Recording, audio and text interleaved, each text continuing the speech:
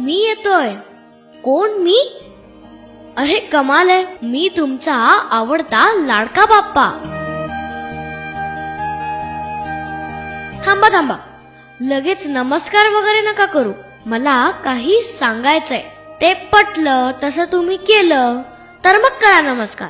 ऐका तर, माझी मूर्ती शाडूची हवी. ते पीओपी नको हा. आणि ते केमिकलचे रंग, पाणी प्रदूषित होतं ना त्याने. तेच पाणी वापरणार सगळे, चालेल?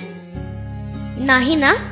त्यापेक्षा कागद, पुठ्ठे, फुलं ह्यातून मला दाखवा ना. तुम्ही सजावट करता, डेकोरेशन हो, थर्माकोल, प्लास्टिक वापरता. कशाला? त्याचा किती प्रॉब्लेम होता माहिती आहे ना. मोठे आहात ना, सगळं सांगायला हवं. आणि त्या डीजेला आवरा, हळू म्हणावं.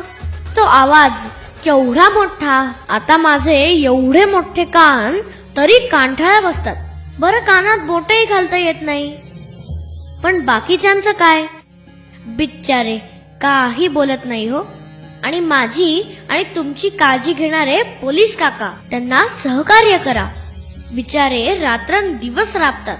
बरं, दर्शनाला येता, आपली चार चाकी कुठेही लावता, मग ट्रॅफिक जॅम. तेव्हा पार्किंग नीट करा. आता मिरवणूक, किती गुलाल वापरता, त्यांनी त्रास होतो. त्यापेक्षा फुलं वापरा.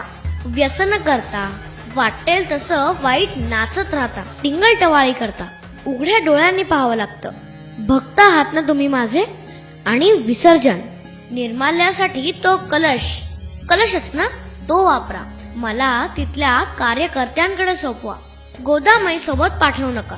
बिचारी किती खराब केलंय तिला, तरी शांत राहते.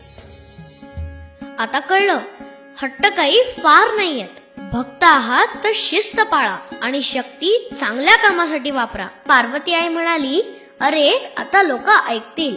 पर्यावरण जपूया, प्रदूषण टाळूया, कायदा सुव्यवस्था राखूया, नियमांचे पालन करूया, परंपरेचे जतन करूया. स्वच्छता ठेवा, शिस्त पाळा. चला मग आपण सगळे मिळून साजरा करूया नाशिक गणेश फेस्टिवल.